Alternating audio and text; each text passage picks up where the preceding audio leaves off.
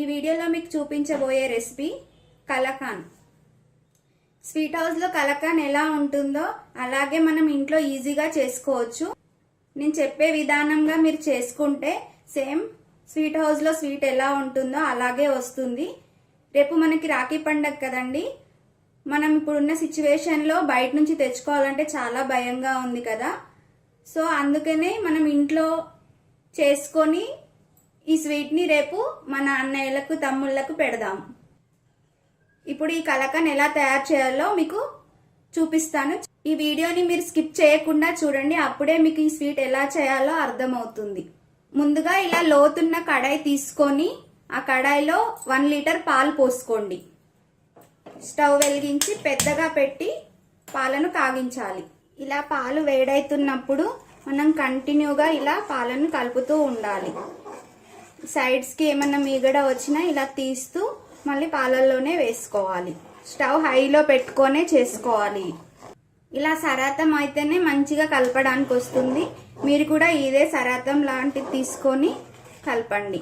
ఇలా సైడ్కి మీగడ వస్తుంది కదా, ఇది కూడా మనం తీసి మళ్ళీ పాలల్లోనే యాడ్ చేసుకోవాలి. ఇలా ఇలా కలుపుతూ ఉంటేనే కలకాన్ మనకు కరెక్ట్గా వస్తుంది.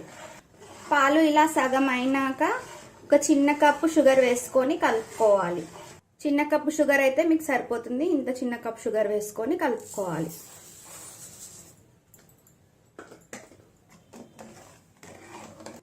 ఇలా నెక్స్ట్ ఇలా ఒక టీ స్పూన్ వెనిగర్ యాడ్ చేసుకొని దాంట్లో కొన్ని వాటర్ యాడ్ చేసుకోవాలి. ఒకవేళ మీ ఇంట్లో వెనిగర్ లేకపోతే ఒక నిమ్మకాయ రసం కొంచెం పిండుకొని దాంట్లో కూడా వాటర్ యాడ్ చేసుకొని ఈ పాలల్లో వేసుకోవాలి. ఇప్పుడు మనం ఇది ఎందుకు వేస్తామంటే పాలు విరిగిపోవడానికి వేస్తాము. ఇప్పుడు ఇది యాడ్ చేసుకుంటూ కలుపుకోవాలి. మనం కలుపుకున్న వెనిగర్ మొత్తం ఒకేసారి పోసేయొద్దు, కొంచెం కొంచెం యాడ్ చేస్తూ ఇలా కలుపుకోవాలి పాలు విరిగే వరకు.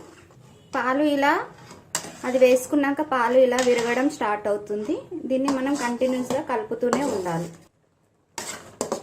ఇది మరీ గట్టిగా అయ్యే వరకు ఉంచుకోవద్దు. ఇలా జ్యూసీ ఉన్నప్పుడే ఆఫ్ చేయాలి. లైట్గా నెయ్యి పైకి వచ్చినప్పుడు ఆఫ్ చేసేసుకోవాలి. ఇలా జ్యూసీగా కొంచెం ఇలా జ్యూసీ ఉన్నప్పుడే ఆఫ్ చేసేసుకోండి.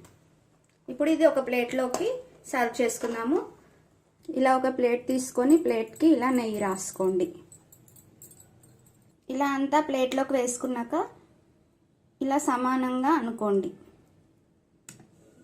ఇలా సమానం అనుకున్న తర్వాత బాదంని ఇలా సన్నగా కట్ చేసుకొని వేసుకోవాలి. ఇది ఆప్షనలే, మీకు కావాలంటే వేసుకోండి, లేకపోతే మామూలుగా అయినా సర్వ్ చేసుకోవచ్చు.